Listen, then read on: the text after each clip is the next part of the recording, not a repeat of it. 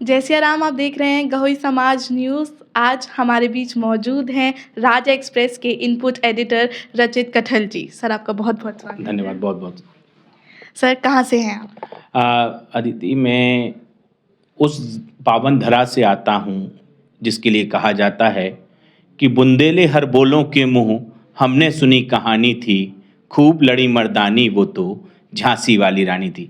झांसी की एक ऐसी नगरी जिसे हम मिनी अयोध्या के नाम से जानते हैं और उसे एशिया की सबसे बड़ी तहसील के नाम से भी हम जानते हैं। मऊरानीपुर मेरी पावन नगरी, मेरी जन्मभूमि है। और एक और नाम है उसका जिसे हम गहोई समाज में कहते हैं विराट, जिसे उत्तर प्रदेश की सरकार ने प्रांतीय मेला का दर्जा दिया है, मेला जलविहार को। और उस मेले जलविहार का जो कंधा है वो हम गहोई समाज के नवयुवकों के कंधे पर है, क्योंकि जो मेला हम वहाँ निकालते हैं, हमारे पापा श्री राधारमन जी कठिल उसके फाउंडर मेंबर हैं। उस मेले में उनकी जो टीम है, स्वर्गीय साकेत कठिल, कृपाशंकर कटारे, भगवान दास जी सेठ, रानी कटारे, जो इनकी ये जो टीम थी जिसने जलविहार मेले में विराट विमान सम्मेलन की शुरुआत की थी उस दौर में। और आज वो विराट विमान सम्मेलन हम लोग उसको आगे बढ़ा रहे हैं। आसपास के क्षेत्रों से हम मूर्तियों को लेकर आते हैं और उन मूर्तियों को अपने समाज के बाहर एक प्रांगण है, वहाँ पर उन अष्टधातु की मूर्तियों की हम सेवा करते हैं। इस नाम से गहोई समाज में हम जाने जाते हैं, क्योंकि अकेले मऊरानीपुर ही नहीं, समूचे बुंदेलखंड में गहोई समाज का नाम विराट विमान सम्मेलन के नाम से जाना जाता है। और उस सम्मेलन में हम 4 दिन तक उन प्रतिमाओं की सेवा करते हैं और एक दिन रात, जो अनंत चतुर्दशी की रात होती है, उस दिन हम उन विमानों की शोभा यात्रा निकालते हैं। तकरीबन 40 से 50 विमान निकलते हैं और भी अन्य समाजों के निकलते हैं। कुल टोटल 70 विमान अदिति वहाँ से निकलते हैं और उन विमानों की हम सेवा करते हैं भाव से, और उसके बाद उनको मंदिर में वापस देने जाते हैं।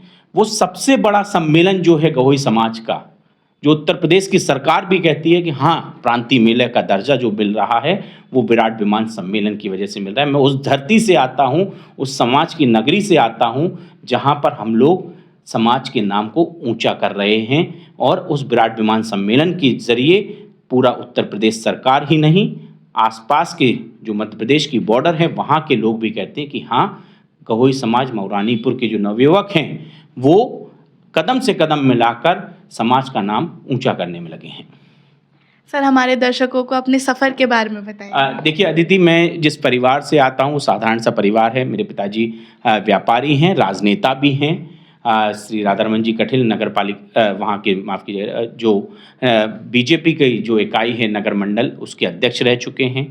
मेरे चाचा जी दीपक कठिल विधायक प्रतिनिधि हैं अभी वर्तमान में, और साथ ही साथ पूर्व मंत्री रविंद्र शुक्ला के ओएसडी रह चुके हैं, राजनेता हैं, जिला उपाध्यक्ष महामंत्री रह चुके हैं, मीडिया प्रभारी रह चुके हैं। मेरे बड़े भाई समाज में और मऊरानीपुर की समाज सेवा कर रहे हैं। समाज अन्य पूरी जो नगर में सेवा होती है वो भी देखते हैं। राहुल कठिल रोमी, जो कि पूरी समाज की सेवा करें। मैं एक साधारण से परिवार से आता हूँ।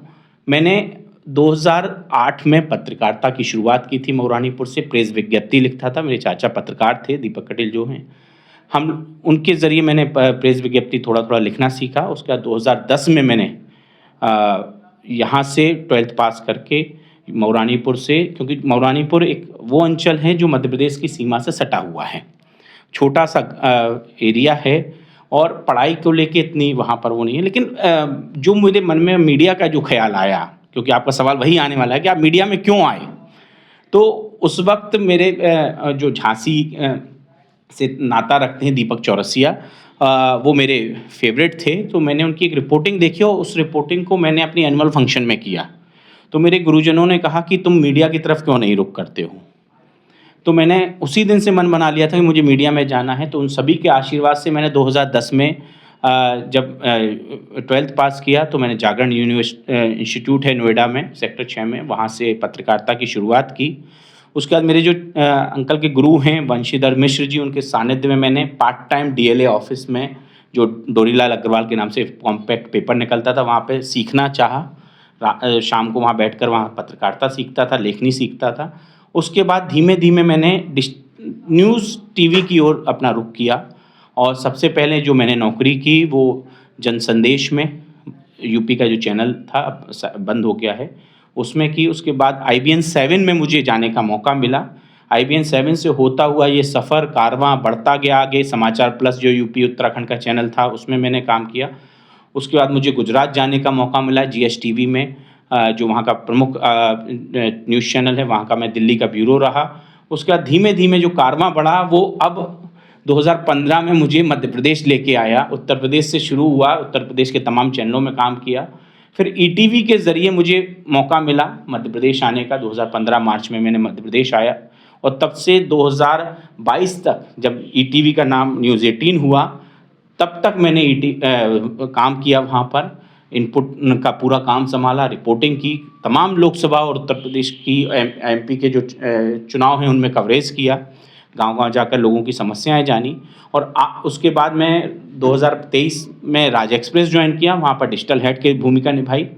उसके बाद 2024 में मैंने अपना सफ़र थोड़ा सा और आगे किया, पब्लिक वाणी न्यूज़ चैनल है उसका मैं चैनल हेड बना।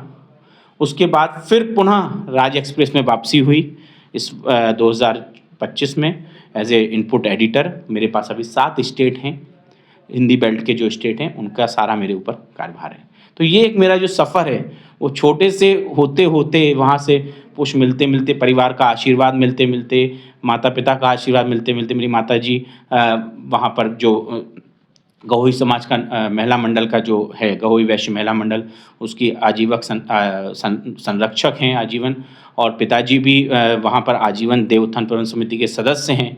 तो ये कारवां पूरे कहते हैं ना कि समाज की जब आपको रूपरेखा परिवार से मिलती है कि कैसे समाज सेवा करनी है, तो थोड़ा बहुत समाज सेवा मैं भी करना शुरू कर दिया हूँ, क्योंकि अब उस दौर में आ गया हूँ कि थोड़ा समाज के लिए भी वक्त निकालूँ। तो आज मैं यहाँ आया तो आपके हेड ने मुझे फ़ोन किया कि आप भैया आए हैं, तो मेरे ऑफिस भी आए, तो मैंने कहा चलिए मिल के आता हूँ। तो एक समाज सेवा का जो भाव है वो थोड़ा थोड़ा धीरे धीरे जागने लगा है कुछ सालों से। लेकिन समाज की जो सेवा है वो होना ज़रूरी, हर व्यक्ति के अंदर समाज का भाव होना ज़रूरी है, मैं ये जानता हूँ। क्योंकि मैंने ऐसे ऐसे लोगों को देखा है समाज के जो उच्च पदों पर बैठे हैं, वो समाज सेवा नहीं जानते। मैं एक उदाहरण देना चाहूँगा। हमारी समाज के एक वरिष्ठ अधिकारी हैं, मैं उनके दरवाजे गया एक इंटरव्यू के लिए, मैंने अपना विजिटिंग कार्ड भेजा, बंदे ने मुझे अंदर नहीं बुलाया। हमारे समाज के हैं वो। मैं बैठा रहा, बोला गया कि हाँ बैठिए अभी सर बुलाएंगे, जबकि उसमें लिखा है बाकायदे रचित कठिल। चलिए आप पत्रकार के नाते नहीं, एक समाज भाई के नाते बुला लेते। उन्होंने मुझे अंदर नहीं बुलाया। उसके बाद जब मैं जाने लगा तो मैंने कहा अब तो मिल के जाऊँगा। जब वो जाने लगे मैंने कहा सर मैं रचित कठिल हूँ, समाज के नाते नहीं आया था आपसे मदद मांगने, मैं एक सवाल करने आया था आपके विभाग से जुड़ा हुआ। तो बोले अभी टाइम नहीं है, मैं बाद में बात करूँगा। तो कहते हैं ना कि समाज का व्यक्ति दूसरे समाज के व्यक्ति, अपने समाज के व्यक्ति को उठते हुए नहीं देखना चाहता है, और होंगी कोई उनकी मजबूरी। लेकिन मैंने तब से प्रण ले लिया था कि मेरे पास अगर कोई समाज का व्यक्ति आता है तो मैं उसकी मदद ज़रूर करूँगा। जैसा कि आपने समाज की बात करी अभी सर, अपना जो गहोई समाज है उसके परिवेश को लेकर राजनीतिक पार्टियां क्या सोचती हैं? देखिए अदिति, मैं जब राजनेताओं के बीच बैठता हूँ, चाहे वो BJP हो, चाहे कांग्रेस हो, चाहे समाजवादी पार्टी जो तीसरा फ्रंट अभी बन रहा है अपना अरविंद केजरीवाल का दल हो, मैं जब उनके बीच में बैठता हूँ तो मुझे शर्म महसूस होती है। मैं इसलिए इस प्लेटफॉर्म से कह रहा हूँ, मुझे शर्म महसूस होती है कि मैं गहोई समाज का अंग हूँ, क्योंकि हमारे समाज की जो व्यवस्था है वो लचर है। मैं समाज के हर व्यक्ति से पूछना चाहता हूं कि क्यों हमें राजनेता बहुत निम्न स्तर से देखते हैं, क्योंकि हमारी संख्या उंगलियों पे है। 25,000 वोट है हमारे। अभी मैंने कुछ दिन पहले जब मैं फील्ड पर रिपोर्टिंग के वक्त था, 17 का चुनाव था मध्य प्रदेश का, तब मेरे एक संज्ञान में आया कि आपकी समाज का कोई व्यक्ति खड़ा हुआ है। BJP दफ्तर में मैं लाइव दे रहा था, तो मुझे वहाँ लगा कि भाई कौन है, जाके जानकारी तो लूँ। देखा तो बिजावर से पूर्व नगर पालिका अध्यक्ष हैं, वो वोट अपने लिए टिकट मांगने के लिए आए थे। ये उदाहरण इसलिए मैं दे रहा हूँ कि उनके साथ सिर्फ 4 से 5 लोग मौजूद थे, और उनके पीछे जो खड़े थे, जो उनके अपोजिट में थे, उनके साथ 350 लोग समाज के लोग खड़े थे। तो आप देखिए कहाँ 5 और कहाँ 350, और चर्चा हो रही है राजनीति की कि हम राजनीति में ये कर देंगे, हम राजनीति में वो कर देंगे। साहब पहले अपनी संख्या तो बढ़ाइए। आपने राजनीति का विषय किया, मुझे कल पता चला, मैं थोड़ा सा समाज का ग्रुप भी देख लेता हूं, तो लिख देता हूं तो लोगों को बुरा लग जाता है।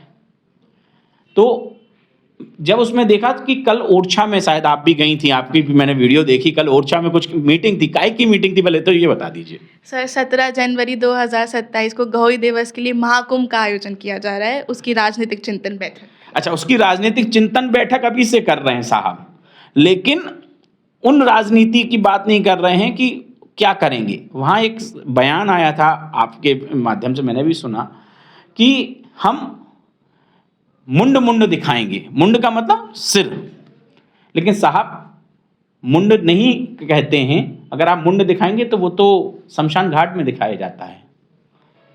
हम व्यक्ति दिखाएंगे, ये हमारे प्रथम नागरिक का, क्योंकि हम इसलिए प्रथम नागरिक को कहेंगे क्योंकि प्रथम नागरिक हैं वो समाज के। और आप सरकार की बात कर रहे हैं, आप कह रहे हैं कि मोहन भागवत जी आएंगे, योगी आदित्यनाथ जी आए, अच्छी बात है, हम स्वागत करते हैं आपके इस प्रस्ताव का। लेकिन मैं एक पत्रकार के नाते आपको सलाह दे रहा हूं कि पहले आंकड़ों पर ध्यान दीजिए। आपने 1 लाख सदस्य कहने की बात कही है कि हम 1 लाख सदस्य बनाएंगे अपने निजी खर्चे पे। आप उनको तैयार करिए, 1 लाख सदस्य बनाइए। आप अपने पदाधिकारियों से कहिए कि वो 1 लाख के करीब सदस्य बनाएं, तो हमारी संख्या कितनी पहुंच जाएगी? 2,25,000। जब आप उस मंच पर बैठेंगे तो आप आंकड़ों के साथ बैठेंगे कि माननीय जो भी पार्टी का नेता है, बड़ा नेता, कि साहब मेरे समाज के 2.5 लाख वोट हैं और 2027 से 28 तक मैं 5 लाख कर लूंगा, क्योंकि हमारी सदस्यता अभियान चल रहा है। अब आप बताइए कितने लोगों को देंगे टिकट? मैं यहां पे एक बात और कहूंगा माननीय प्रथम नागरिक के लिए, कि आप ये बताइए कि कितने लोग समाज के पदों पर हैं, पार्टियों के कौन से पद पे हैं, मुझे बता दीजिए। बड़े पदों पे क्या उत्तर प्रदेश की इकाई में कोई है? बीजेपी की, कांग्रेस की, मध्य प्रदेश की बीजेपी की, मध्य प्रदेश की जो मेन बॉडी है, जिले की बॉडी की बात नहीं कर रहा हूं मैं, मेन बॉडी में जो प्रदेश संगठन है उसमें कितने लोग हैं आपके यहाँ के समाज के? क्यों नहीं आपके समाज के लोगों को लोग बुलाते हैं? क्यों? क्योंकि आपकी संख्या इतनी सी है, 25,000 वोट है। आप लोगों को ये नहीं मतलब कि आपके कितने, आप तो कह दो 10 लाख वोट है मेरे समाज के, उससे मतलब नहीं है। रजिस्टर्ड आपकी महासभा के कितने वोट हैं? अग्रवालों को क्यों लोग पूछते हैं? जैन समाज को क्यों लोग पूछते हैं? आप देख लीजिए कि मध्य प्रदेश सरकार में इस वक्त चैतन्य कश्यप जी हैं, वो बनिया हैं। उत्तर प्रदेश में आप चले जाइए, वहां बनिया हैं, लेकिन आपकी समाज का नहीं है कोई।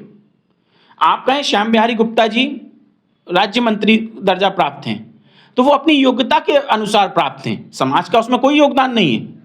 लेकिन आपको उस हिसाब से बैठना चाहिए, पहले मंथन करिए कि हम आंकड़े कैसे बनाएं। आपने डेट दे दी 17 जनवरी को, 17 जनवरी में भी 8 महीने हैं। अगर आप कोशिश करें कि 1 लाख जो आपने बोले अपने निजी खर्चे से आप बना रहे हैं, तो ये बात मानिए कि हर व्यक्ति 1 लाख अगर संकल्प ले लेता है आपकी कमेटी का कि हमको तकरीबन 17 जनवरी के पहले 15 जनवरी तक 2.5 लाख वोटर करने हैं, तब हम वहां पर आंकड़ों के साथ बैठेंगे कि साहब ये 2.5 लाख वोटर मेरे हैं और आपके चुनाव तक हम इसको 5 लाख करने जा रहे हैं। अब आप बताइए कि 5 लाख वोटर हम कर रहे हैं, हमको क्या योगदान मिल रहा है? एमपी गवर्नमेंट, एमपी की नेताओं से पूछेंगे कि 28 में चुनाव है, 27 में नगर निगम के, यूपी में चुनाव है, आप दोनों जगह पूछिए। लेकिन तभी तो हमें कोई पूछेगा ना। जब हमें कोई पूछेगा ही नहीं तो हम किससे बात करें? हम किसके दरवाजे खड़े? मुझे इतना बुरा लगता है जब मैं पार्टियों के बीच में बैठता हूँ, राजनीतिक दलों के, तो कहा जाता है यार तुम्हारे समाज में हैं कितने वोट? क्यों? क्योंकि उनके पास डाटा आता है हर जगह से कि भाई इस समाज के इतने वोट हैं, इस समाज के इतने वोट हैं, इस समाज के इतने वोट हैं। हमारी समाज सबसे नीचे दिखती है, शर्म आती है। आप चिंतन मनन कर रहे हैं, इस पे मनन करिए ना कि 1 लाख कैसे हम पूरे करें, 2.5 lakh vote, 3 lakh vote, 5 lakh vote कि 2017 तक हम माफ कीजिए 2027 में 17 जनवरी को जो आप बैठक की बात कर रहे हैं उसमें हम कैसे 5 लाख उनको आंकड़ा दिखाएं जो आप रजिस्ट्रार के यहाँ जाकर उस पर सील साइन लग जाएगा कि भाई 5 लाख वोट हैं मेरे। ये 5 लाख आदमी मेरे पास हैं, हमारी समाज के पास। अब आप बताइए किसको आप टिकट दे रहे हैं हमारे समाज में। और फिर एक बात और कहूँगा कि आपको टिकट तो मिल जाता है तो समाज के व्यक्ति ही उसको वोट नहीं देते हैं। तो पहले हमें एक होना होगा, संकल्प लेना होगा कि अगर हमारे समाज का व्यक्ति कोई मैदान में आता है तो हमें उसके साथ खड़ा होना होगा, चाहे मैं किसी पार्टी से हूँ, चाहे वो किसी पार्टी से टिकट लाए। अगर समाज का व्यक्ति एक होकर उसको जिताने की कोशिश करता है तो वो जीतेगा, समाज के काम आएगा। और फिर तो राम भरोसे रामचंद्र। सर, आपने जो समाज की एकजुटता की बात करी, सर एक सवाल इसमें पूछना चाहूँगी, अभी जो फिलहाल समाज में जो मतभेद चल रहे हैं, एज अ रिपोर्टर आप क्या कहना चाहेंगे? देखिए, मैं अगर पत्रकार की दृष्टि से देखूं तो पहले तो जो मैं ग्रुप में पढ़ता रहता हूं, थोड़ा बहुत लिख भी देता हूं कि अहम, मैं, जो एक शब्द है ना, मैं, कि मैं हूं तो सब कुछ हूं, तो समाज है। आपसे समाज नहीं है, आप समाज से हैं। हमेशा पैसे की धमक नहीं दिखाई जाती है। पैसा हर व्यक्ति कमाता है, चाहे वो ज़्यादा कमाए चाहे कम कमाए, लेकिन मैं जो शब्द है ना, वो अगर आप दूर कर लेंगे तो समाज में प्रगति होना शुरू हो जाएगी, एकजुटता हो जाएगी। दूसरा पॉइंट, आप अपने अपने कामों से मतलब रखें, जिसका जो दायित्व है उसको वो करने दें। महामंत्री का जो दायित्व है आप महामंत्री को करने दें, अध्यक्ष जी का जो है वो अध्यक्ष जी करें, जो कोषाध्यक्ष का है वो उसको करने दें। आप हर जगह एंट्री करेंगे, मैं आपके काम में एंट्री कर जाऊं, आप अभी मुझसे सवाल कर रहे हैं, मैं आपसे सवाल करना शुरू कर दूं, तो आप क्या कहेंगे कि आप अपना काम करिए, मैं अपना काम कर रहा हूं। तभी तो एक तालमेल बनेगा ना, तभी तो एक खबर आएगी ना सामने। मैं अगर रिपोर्टर हूं, मैं आउटपुट का भी काम करने लगूं, मैं खबर भी लिख के देने लगूं, फिर उसको एडिटिंग में भी बैठ जाऊं, तो एडिटर की भी छुट्टी, जो खबर लिखने वाला है उसकी भी छुट्टी, और उसका जो एंकरिंग करता है उसकी भी छुट्टी कर दूं, मैं सब कुछ मैं ही कर लूं, तो मैं कब तक करूंगा? एक दिन हार जाऊंगा। तो वही मैं कहना चाह रहा हूं इशारे से अध्यक्ष जी से और महामंत्री जी और पूरी टीम से कि सभी अपना अपना काम करें, अपने अपने दायित्वों का निर्वाह करें, क्योंकि समाज ने आपको चुन के भेजा है। आप लड़ते रहेंगे। मैं की परपाटी हो गई है ना, मैं इस चुनाव से देख रहा हूं कि मैं की परपाटी बहुत बुरी हो गई है, और मैं वही मैं खाया जा रहा है। आप बुलाते हैं बैठक, वो नहीं आते हैं, वो बैठक करते हैं, आपको नहीं बुलाते हैं। तो वो मैं शब्द जो है ना, उसको अगर हम घर पे रख के आ जाएं, समाज सेवा करने आए तो घर पे रख के आइए। पैसे की जो धनक है वो आप घर पे रख के आइए। आपके जो आचरण है बोलने का, क्योंकि अब आप समाज के पद पे बैठे हो। महासभा एक हमारा जो बॉडी है वो समाज की सर्वश्रेष्ठ बॉडी है। तो उस पद पे बैठने वाले व्यक्ति को ना अहंकार होना चाहिए, ना पैसे का घमंड होना चाहिए, ना आपकी जो भाषा शैली है उसमें गंदी बातें होना चाहिए। मैंने कुछ बातें सुनी हैं, इसलिए मैं ये कहना चाह रहा हूँ सबसे ज़्यादा अध्यक्ष जी से कि आपका जो भाषा की शैली है उसको सुधारिए। पहले मैं लिख भी चुका हूँ ग्रुप पे, ये मैं यहाँ आपसे नहीं कह रहा हूँ, मैं ग्रुप पे भी लिख चुका हूँ, क्योंकि आपने सवाल किया समाज से जुड़ा हुआ। मैं तो राजनीति पे चर्चा कर रहा था, आपने समाज की चर्चा कर दी कि समाज का जो अभी बंटवारा चल रहा है, जो लड़ाई चल रही है, तो उस पर आप क्या कहेंगे? तो मैंने उसी पे कह रहा हूँ कि आप पहले अपने आचरण को सुधारिए। आप जो टोन में गलत शब्द बोल जाते हैं, फिर आप कहते हैं मैं तो व्यापारी हूँ, मैं ठेकेदार हूँ, तो वो सब आप घर पे रख के आइए ना। समाज में आप किसी से बात कर रहे हैं तो पहले तो आप बदतमीजी नहीं करिए, गाली गलौज नहीं करिए, गालियाँ नहीं दीजिए। आप स्तर भूल जाते हैं बात करते करते, तो आपको पहले वो स्तर सुधारना होगा कि हम लोगों से किस तरह से बात करें और कैसे हम अपना लोगों को बता पाएं कि हाँ यार मैंने गलत बोला है। आप गलती भी नहीं मानते हो, तो पहले आप अपने आचरण को सुधारिए।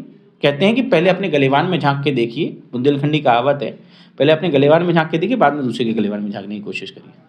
सर, जैसा कि हम राजनीति के बारे में चर्चा करें, राजनीति एक बहुत बड़ा स्तर है, तो हमें गौही समाज को राजनीतिक स्तर पे ले जाने के लिए पहले खुद के मतभेद सुलझाने पड़ेंगे। ये बात बहुत सच है। हाँ, ये बात बिल्कुल सही कही कि पहले आप अपने घर को की जो बर्तन जो बज रहे हैं ना, पहले उनको बंद करिए, तब हम दूसरी पार्टी से टिकट मांग सकते हैं। आप क्या है कि अगर मुझे टिकट आज मिल जाता है सपोज किसी पार्टी से, तो कल को आप विरोध करने खड़ी हो जाओगे।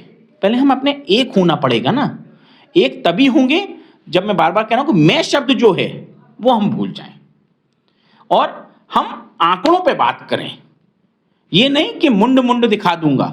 मुंड का मतलब क्या होता है? जो काली जी, आपने भी सुना होगा, आप भी हिंदू धर्म में, कि जो काली जी गले में पहनती है मुंड की माला, यानी जो हड्डी का हमारे ढांचा होता है वो, तो वो किसका होता है? जो आदमी एक्सपायर हो जाता है। हम परिवार को दिखाएंगे, लेकिन वहां अन्य समाज के लोग कैसे क्या सोचेंगे कि आपने क्या पता कोई समाज के और लोग आ गए हैं, आप गांव से ले आए होंगे। क्योंकि आजकल जब कोई पार्टी का नेता किसी मंच पे आता है तो तमाम तरीके की चर्चाएं होती हैं, क्या पता उसने बस भर के गांव से बुलवा लिए होंगे। ये रिपोर्टिंग में मैंने देखा है, मैंने भी कई बार कहा है कि देखिए बस से लोग आ रहे हैं, गांव से आ रहे हैं, यहाँ से आ रहे हैं, वहाँ से, तो वो उसमें आएगा। लेकिन जब आप आंकड़ों के सामने बैठोगे, आप ठीक है भीड़ इकट्ठा करिए, समाज के सभी लोग आपके साथ खड़े हैं, मैं भी खड़ा हूं, मैं भी आऊंगा उस दिन, मैं इस मंच से कह रहा हूं मैं भी उस दिन आऊंगा अगर आप बुलाएंगे तो। लेकिन आप अगर डॉक्यूमेंट के साथ बात करते हैं, किसी से तथ्यों के साथ बात करते हैं, तो आपकी बात मानी जाएगी। जब आप उसमें रिकॉर्ड में दिखाओगे, बाकायदे सील लगी होगी निर्वाचन आयोग की, रजिस्ट्रार जो जिसको गवर्नमेंट बॉडी आपकी है, अगर उसके सील साइन होंगे तो उसमें आप कह पाओगे कि साहब ये 2.5 लाख वोट है मेरे, और अभी प्रोसेसिंग में है 5 लाख में 2027 तक 5 लाख पूरे कर देंगे 28 के पहले पहले, अभी हमारे पास समय है, तो हर व्यक्ति बनेगा। लेकिन आप ऐसे बोलोगे कि मैं सिर मुंड मुंड दिखा दूंगा या सिर सिर दिखा दूंगा, मैं बार बार गलत शब्द लग रहा है मुझे भी बोलने में, मैं सिर सिर दिखा दूंगा, तो उससे काउंटिंग नहीं होती। काउंटिंग होती है तथ्यों से। और आप जो काम कर रहे हैं बहुत अच्छा है, मैं उसकी प्रशंसा कर रहा हूं, लेकिन थोड़ा सा अपने आप में बदलाव लाइए। सर, जैसा कि हम समाज के बारे में बात कर ही रहे हैं, एक और गरमाया मुद्दा आजकल समाज में जो चल रहा है जुए को लेकर, उस पर आप क्या कहेंगे? देखिए, मैं ऐसे पत्रकार के नाते कहूं तो जुए में जब कोई पकड़ता है, क्योंकि मैंने आपके कई इंटरव्यूज सुने, आपने बहुत अच्छे सवाल भी किए लोगों से, कि जब जुए में कोई पकड़ता है तो उस पर कार्रवाई होती है। प्रशासन के लोग पकड़े थे तो उन्होंने कार्रवाई की, उस पर उनको निलंबित किया। लेकिन अध्यक्ष जी से जब आपने उससे सवाल पूछा तो उन्होंने एक बहुत अच्छा बात कही, जिसको मैं कोट करूंगा आपके चैनल के माध्यम से ही, कि आपने उसमें कैची शब्द भी लिखा कि जुआ खेलो। तो अध्यक्ष जी, पैसा आपके पास है, मुझे पता है कि आपका एक ऑडियो आया था, आपने बोला कि 80 करोड़ रुपए भी मेरे खर्च हो जाते हैं, मैं कोई गम नहीं होते हैं। तो आप जुआ खेलिए, कोई आपको मना नहीं कर रहा, आप पैसे वाले हैं। लेकिन जो समाज का और तबका है वो पैसे वाला नहीं है। आप प्रथम नागरिक है, कम से कम कुछ तो सही से बोलिए। मैं क्यों बार बार बोल रहा हूँ? आपकी भाषा शैली ही आपको खराब करती है। आपने बोला कि जो आपके इंटरव्यू में बोला था कि जुए को लेके क्या बोला था कि जुआ खेलिए, मैं खुद जुआ खेलता हूँ, जुआ खेलना चाहिए। अरे जुआ क्यों खेलेगा कोई? आप करोड़पति होंगे अपने घर के लिए, मैं जुआ क्यों खेलूं? मेरे पास नहीं है पैसा। अगर मैं जुआ खेलूंगा, कल को हार गया तो मेरा परिवार तो रोड पे आ जाएगा। आपको नौजवानों को, आपको समाज को नई दिशा देनी है, नई सीख देनी है। और जिस तरह से जो 2 लोग पकड़े गए हैं वो महासभा के पदाधिकारी हैं, आप उनको हटाइए, निलंबित कर दीजिए। उसमें क्या जा रहा है? कुछ उसमें जा रहा क्या आपका, या आपको कोई नुकसान हो रहा कि आपके रिश्तेदार हैं, आपको कल को वो सुनाएंगे? तो भाई, आप समाज में जब आप किसी पद पर बैठते हैं तो आपको उस पद की गरिमा देखनी है। आप जिस कुर्सी पे अभी मैं बैठा हूं, इस कुर्सी की गरिमा है, मेरी गरिमा नहीं। कल मैं इस कुर्सी से उठ जाऊंगा तो कोई मुझे नहीं पूछने वाला। लेकिन आप जिस पद पर बैठे हो तो आपको उस पद का दायित्व तो निभाना होगा, आपको उनको निलंबित करना होगा। मैं उदाहरण के तौर पर भी बोला ना कि प्रशासन ने अपने ही 2 आरक्षकों को निलंबित कर दिया, आप उनको हटा दीजिए, विरोध खत्म हो जाएगा। एक विरोध तो वो है जो आपने विरोध पूछा था कि क्यों वो चल रहा है, जो मुझे जानकारी में। दूसरा विरोध ये है कि आदरणीय अध्यक्ष जी ने अपनी वाइफ को क्षेत्रीय महासभा का अध्यक्ष बना दिया। भाई, एक पद, एक की परपाटी क्यों नहीं रख रहे एक परिवार? आप खुद राष्ट्रीय अध्यक्ष हैं, आपकी धर्मपत्नी जी महासभा की, क्षेत्रीय महासभा की अध्यक्ष हैं, क्यों भाई? क्या और महिलाएं नहीं हैं क्या? आप बताइए, और महिलाएं भी तो है ना समाज में। उनको मौका कब मिलेगा? जब सारे पद पर आपके परिवार के लोग बैठ जाएंगे या किसी भी अध्यक्ष के परिवार के लोग बैठ जाएंगे तो किसको मौका मिलेगा? आप बताइए। इसी बात से एक छोटा सा सवाल सर, जो मनोनयन की प्रक्रिया जो चल रही है उस पे भी आपके क्या विचार देखिए, हैं? मनोनयन की प्रक्रिया नहीं होना चाहिए। चुनाव कराइए। अभी रजिस्ट्रार ने भी, जैसे मुझे पढ़ा मैंने ग्रुप में कि रजिस्ट्रार ने भी कहा है कि मनोनयन नहीं होना चाहिए, निर्वाचन की प्रक्रिया होनी चाहिए। तो निर्वाचन कराइए ना, तो पता चल, जो जीत के आएगा वो काम करेगा ना उस हिसाब से। मनोनयन वाले कभी काम नहीं करते हैं। जिसको पद मिल जाता है, सिर्फ यहाँ पर मंच माला माइक की प्रथा जो है ना, उसके लिए मनोनयन होते हैं, काम के लिए कोई नहीं होते। या फिर आप एक शर्त रख दीजिए, चलिए आपने मनोनयन किया, मुझे बहुत अच्छा लग रहा है, चलिए मैं मान लेता हूँ। आप उसमें एक नियम बना दीजिए, लॉज रख दीजिए कि फलाने व्यक्ति जो मनोनीत होगा, वो जिसका मनोनयन जितने साल का भी होता हो, उसमें आप लिख दीजिए उसके मनोनयन के साथ जो पत्र आप साइन कराएंगे कि आपको 6 महीने में इतने हज़ार, जैसे आप 1 साल का कार्यकाल है तो 6 महीने में आपको 5,000 व्यक्तियों को महासभा का सदस्य बनाना है। 3 साल का है तो आपको 1.5 साल के अंदर अंदर 20,000 बनाने हैं। अगर आप नहीं बना रहे हैं, 1 साल में अगर आपकी प्रोग्रेस नहीं दिखती है, जैसे कहते हैं ना कि आप कहीं नौकरी कर रहे हो तो 6 महीने का प्रोविजन पीरियड होता है, वो प्रोविजन पीरियड रख दीजिए। अगर 6 महीने में आप काम नहीं कर रहे हैं तो आपकी निष्कासन कर दिया जाएगा।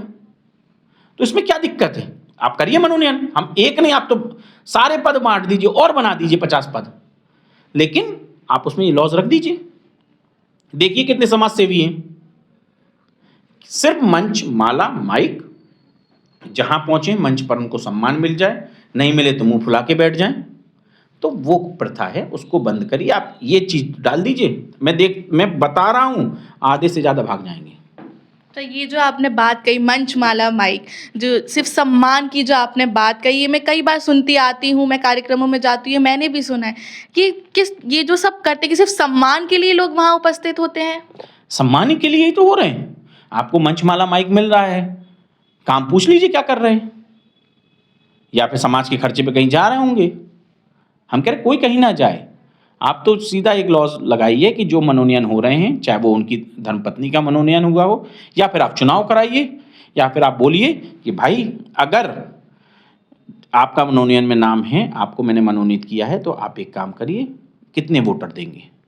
जो वहाँ की टीम के अध्यक्ष हैं, उपाध्यक्ष हैं, महामंत्री हैं, कोषाध्यक्ष हैं, उनसे पूछिए कि आप कितने लोगों को महासभा से जोड़ते हैं। आप वो एक सवाल डाल दीजिए उसमें, फिर देखिए आप कितने लोग मनोनयन के लिए आएंगे। आधे से ज़्यादा पीछे हो जाएंगे, कराइए फिर आप चुनाव से क्या होगा, आदमी की घर घर जाएगा, हर व्यक्ति से संपर्क होंगे उसके, और उसके बाद वो जब जीत के आएगा तो उस लगन से काम करेगा। क्यों? क्योंकि उतना चुनाव के पीरियड में जब आदमी का समय बर्बाद होता है ना, तो आदमी को पता चलता है कि मेरा समय बर्बाद हुआ है, तो मुझे फिर काम भी करना है। तो वो चीज़ है, जितने आप समय बर्बाद होगा, आदमी मेहनत करेगा, समय बर्बाद होगा, जब वो जीत के आएगा तो उस लगन से काम भी करेगा। तभी तो समाज सेवा करने आ रहे हो। आप मनोनयन करके पद दे दोगे तो काहे की समाज सेवा? जीत के आओ तो मनोनयन करो, समाज सेवा, ये चीज़ है। सर मैं एक और प्रश्न आपसे पूछना चाहूँगी। सर आप एज अ पत्रकार होते हुए आपने अपने एक परिवार के सदस्य के खिलाफ मोर्चा खोला था। सर क्या था वो, और क्या ऐसा हुआ कि आपने उनको खिलाफ किया? देखिए, मैं पत्रकार के नाते तो ठीक है, लेकिन मैंने अपने परिवार के खिलाफ मोर्चा खोला, ये आपने बिल्कुल सही कहा। मुझे एक बात बहुत बुरी लगी थी उनके कार्यकाल में, जो पूर्व अध्यक्ष हैं के कठिल जी, वो मेरे परिवार के सदस्य, उनके कार्यकाल में एक मुझे बात बुरी लगी थी कि इंडक्शन चूल्हा, जो उस टाइम के नवयुग मंडल के राष्ट्रीय अध्यक्ष थे रमन सेठ, उन्होंने कहा था कि इंडक्शन चूल्हा हम देंगे। कोविड के समय में व्यक्ति को इंडक्शन चूल्हा से क्या मतलब? आप बताइए, क्या आपको इंडक्शन चूल्हा उस समय ज़रूरत थी या राशन की ज़रूरत थी? राशन की ज़रूरत थी ना, या पैसे की ज़रूरत थी कि मेरे घर का कोई बीमार है। इन्होंने उस वक्त इंडक्शन चूल्हे की मांग रखा कि आप बीपीएल कार्ड धारक हैं, बीपीएल, मैं बार बार कोट कर रहा हूँ, बीपीएल कार्ड धारक हैं। बीपीएल का मतलब क्या होता है? Below poverty. आप समाज के व्यक्ति को नीचा दिखाना चाह रहे हैं। आपने जो बीपीएल कार्ड की बात कही, उन्होंने मांगे थे डॉक्यूमेंट पंचायत, तो उसका मैं विरोध कर रहा था कि भाई ये चीज़ अच्छी नहीं है। और उसी चीज़ को लेकर मेरे बड़े भाई ने भी विरोध किया, वो राष्ट्रीय उपाध्यक्ष थे, उन्होंने विरोध करके अपना इस्तीफा दे दिया। कि कल को अगर उस परिवार की बेटी की शादी मेरे किसी रिश्तेदार से हो रही है, तो हंसी मजाक नहीं होता, अरे वो शायद उनकी स्थिति नहीं है। जब आप जानकारी लेते हो या लड़के की जानकारी लेते हो, बेटी की शादी कर रहे हो या उस परिवार में लड़के की शादी कर रहे हो, तो एक दूसरे से पता करते हो ना इनके परिवार का बैकग्राउंड कैसा है। मैंने कोई बोल दे कि यार उनकी स्थिति ठीक नहीं है, तो क्या लगेगा उस बच्ची को या उस बच्चे को, मेरी शादी रुक गई इस कारण। ये कहाँ का वो था, उस वक्त व्यक्ति को जरूरत थी पैसे की।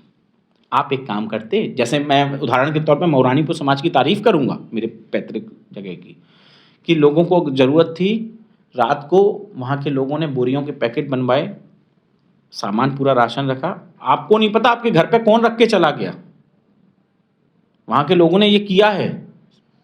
आपके डोर को टक टक किया और सामान की बोरी रखी और भाग गए। किसी को पता चला किसके घर में गई, किसी को पता चला कौन रख के गया, बताइए आप। जब आप किसी से उसकी आइडेंटिटी मांग रहे हो कि आप उसमें हो तो भेजिए, ये क्या है? उससे समाज की मजाक बनता है, उससे व्यक्ति नीचा होता है, अपमानित होता है। इस बात का मैंने विरोध किया था और आज भी कर रहा हूं कि समाज का हर व्यक्ति, हर परिवार हमारा परिवार है और हमें सबको साथ लेके चलना है, हम अकेले नहीं हैं राजा। और आप जो चीज़ इंडक्शन, और मैंने ये बात बोली कि इंडक्शन क्यों, आप राशन भिजवा दो लोगों को, आप वहाँ की पंचायत से नाम मंगा लो, उनके अकाउंट नंबर मंगा लो, उनको पैसे डाल दो डायरेक्ट। इंडक्शन की क्या ज़रूरत? लाइट आ रही है, सब कुछ आ रहा है, आदमी घर के अंदर कैद है, इंडक्शन क्या करेगा? इंडक्शन से कुछ वो मिल रहा क्या? बताइए आप, मैं गलत कह रहा हूँ तो आप बता दीजिए। कोविड काल आपने भी देखा ना, क्या जरूरत थी उस समय? पैसे की, राशन की। इंडक्शन से क्या होता? इस चीज का मैंने विरोध किया, आज भी विरोध कर रहा हूं। देखिए, जो गलत होगा, जहां गलत होगा वहां मैं विरोध करूंगा, चाहे वो मेरे परिवार के सदस्य कर रहा था या फिर ये कर रहे हैं, क्योंकि मैं जनता के बीच में रहता हूं। मुझसे जनता की, या जनता मान लो या समाज के बीच में रहता हूं, मुझसे वो बुराई नहीं देखी जाती, उनका दुख नहीं देखा जाता। सर, आपने निर्वाचन आयोग को भी समाज के हित में एक सलाह दी थी, क्या था वो? देखिए, मैंने आर.एन. गुप्ता जी को एक सलाह दी थी, उनके मीडिया प्रभारी, जो जिनके लिए कहूँ मैं कि पहले तो समाज से एक रिक्वेस्ट करूँगा कि आप जो मीडिया प्रभारी, चाहे वो बंधु के बना रहे हों, चाहे महासभा के बना रहे हों, पहले वो पत्रकार होना चाहिए। ये नहीं कि पत्रकारिता आती नहीं, आप पत्रकार बन बैठे, आपको पत्रकारिता की ABCD नहीं पता और आप कह रहे हो कि मैं पत्रकार हूं। पहले तो उनको हटाइए, चाहे कहीं भी हो।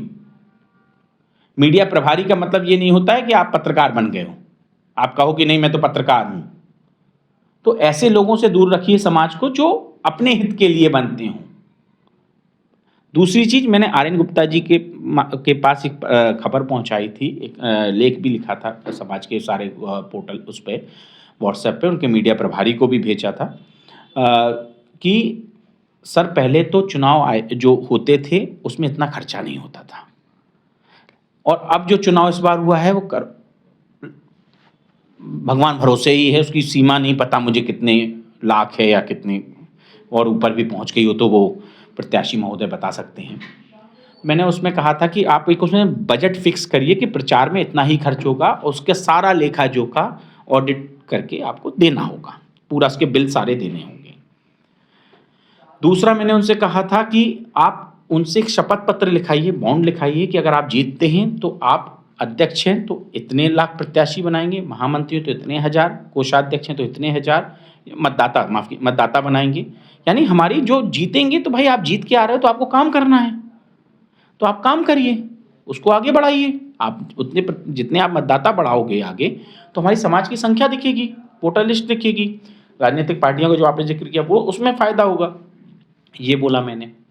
तीसरा, मैंने बोला कि आप जो खर्चे पे सीमा लगाना है उसको तुरंत लगाइए, मतदाता वाला बॉन्ड भरवाइए, और जो सदस्यता शुल्क है उस पर भी आप विचार करवाइए, क्योंकि जब आचार संहिता लगती है तो पूरा अधिकार निर्वाचन आयोग के ऊपर हाथ में आ जाता है। तो उन्होंने मुझे एक संदेश भेजा कि मेरे हाथ में कुछ नहीं है, सब विधान के हाथ में है। मैंने कहा कि सर, आप आपने लोकसभा चुनाव कराए, आप रिटायर्ड अधिकारी हैं, आपने विधानसभा के चुनाव कराए। मैंने लिखा व्हाट्सएप पे, उन्होंने जवाब नहीं दिया, उनके मीडिया प्रभारी ने जवाब जितना दिया। मैंने कहा कि जब मैं इतनी सारी चीज़ों पर आपसे कह रहा हूँ कि आपने चुनाव कराए हैं तो आप उसके अनुसार कराइए ना, उस विधान के अनुसार। नहीं तो वो विधान में नहीं है महासभा की। अरे महासभा का विधान क्या होता है? क्यों फिर आप चुनाव की प्रक्रिया कर रहे हैं? आप आइए, जो पैसा सबसे ज्यादा दे, बोली लगाइए और दे दीजिए।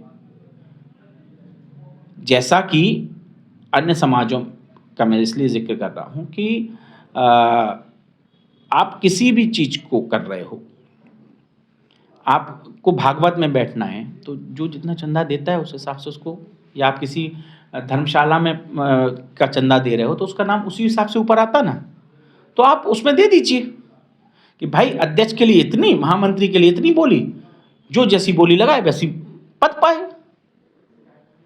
तो उनका साफ कहना था मेरे बस में कुछ नहीं है। तो फिर आप क्यों चुनाव आयोग के पद पर बैठे हैं? आप ये सारी चीजें, जब भी चुनाव होते हैं सारा पावर, पैसे से लेके सारा पावर चुनाव आयोग के पास आता है, चुनाव आयोग की देखरेख में होता है। कौन क्या खर्च होना है, कितना पैसा खर्च होना है, जो मेरी समझ में, मैंने जितने चुनाव कराए हैं, बाकी वो मुझसे बड़े हैं, सम्माननीय हैं, वो सब चीज़ बता सकते हैं कि जितना मैंने चुनाव कराए हैं, देखे हैं, उसमें एक बाउंड होता है कि भाई प्रत्याशी को इतने रुपए खर्च करने, जो चुनाव की खर्च सीमा होती है, आपने भी पढ़ा होगा।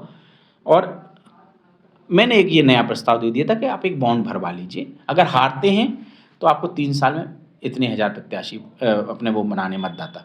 उससे क्या होगा, समाज बढ़ जाएगी, फिर मज़ा आएगा चुनाव में। अभी 25,000 वोटर में क्या मज़ा आएगा? कम से कम 2-3 लाख वोट हों, तब प्रत्याशी को भी मज़ा आएगा घर घर जाने में, वोट मांगने में, और जनता को भी मज़ा आएगा जब काउंटिंग होगी कि कौन कितने। अब 5,000, 2,000, 3,000 वोट आ रहे हैं, क्या फ़ायदा? ये सारी चीज़ें मैंने उनके सामने रखी, लेकिन उन्होंने नकार दिया कि मेरे बस का नहीं है। अब आप बताइए, चुनाव आयोग के पास जब सारी चीज़ें होती हैं तो आपको करने में क्या तकलीफ है? या तो आप चुनाव आयोग की भूमिका में सही से काम नहीं हो रहा है, या फिर भाई महासभा का जो विधान हो, मैंने नहीं पढ़ा, तो एक पत्रकार के नाते से बोल रहा हूँ कि आपको उस तरह से देखना चाहिए, क्योंकि इस बार जो पैसा की झड़ी लगी है वो कभी नहीं देखी मैंने अभी तक अपने इतने होश में। तो चुनाव आयोग को अपनी भूमिका निभानी चाहिए, और ये मैं बार बार अध्यक्ष जी से, महामंत्री जी से और सभी से कहना चाहता हूँ कि आप एक होकर रहिए। लेकिन जो मैंने ये प्रस्ताव भेजा था चुनाव आयोग को, मैंने आपको भी भेजा है, कृपया करके इस पर अमल कराइए ताकि आगे से ये स्थिति ना हो। तो जैसा कि आप सभी ने अभी देखा कि रचित जी ने जो भी राजनीतिक स्तर पर बातें कही हो, समाज की एकजुटता हो, समाज में आपसी मतभेद को सुलझाना हो, या फिर जो उनने अपने जो हित में, समाज के हित के लिए जो एक सलाह दी है, उसके ऊपर कोई एक उचित कार्य करना हो, मैं यही दुआ करूंगी, यही कहना चाहूँगी समाज के बंधुओं से भी कि इस पर ज़रूर कुछ कार्यवाही हो और समाज एकजुट होकर राजनीतिक स्तर पर भी आगे बढ़े। सर बहुत बहुत धन्यवाद आपका। बहुत बहुत धन्यवाद आपका। लेकिन आपके माध्यम से मैं पुनः आग्रह करूंगा समाज के सभी स्वजाति बंधुओं से, क्योंकि हम राजनीतिक दृष्टि से बहुत पीछे हैं, और हम सभी से निवेदन करता हूं मैं इस मंच से कि सभी लोग अपने अपने घर से महासभा के मतदाता बनिए, ताकि रजिस्ट्रार के पास से जो लिस्ट आए उसमें हम सब पार्टियों को बता पाएँ कि हमारे इतने वोट हैं समाज के, ताकि हमें जो पार्टियां दूसरी नज़र से देखती हैं, फिर हमें भी टिकट और हमारा भी पदवी, उनकी जो प्रदेश संगठन कार्यकारिणी है उसमें भी हमारे लोग दिखे, समाज के लोग। मैं सिर्फ इतना ही निवेदन करूंगा, और साथ में पूरी महासभा से ये निवेदन करूंगा कि लड़ाई झगड़े से कुछ नहीं रखा है, अहम की और जो मैं शब्द की पर पार्टी है उसको दूर करिए। आप सभी सम्माननीय हैं, बड़े हैं मेरे से, लेकिन जो बाहर मजाक बन रहा है उसको मत बनाइए, और जो चुनाव में पैसा खर्च करके जो मजाक बना उसको भी खत्म करना है। उसके लिए भी मैंने सुझाव दिए, उस पर भी थोड़ा सा अमल करिए। और आप सभी से निवेदन है पुनः कि अपने अंतर कलह को दूर करके आपस में बैठकर पूरे मामले को सुलझाइए, और मैं की जो पर पार्टी है उसे दूर करिए। जय हिंद, जय गौही। समाज से जुड़ी ऐसी खबरों के लिए बने रहिए गौही समाज न्यूज़ के साथ।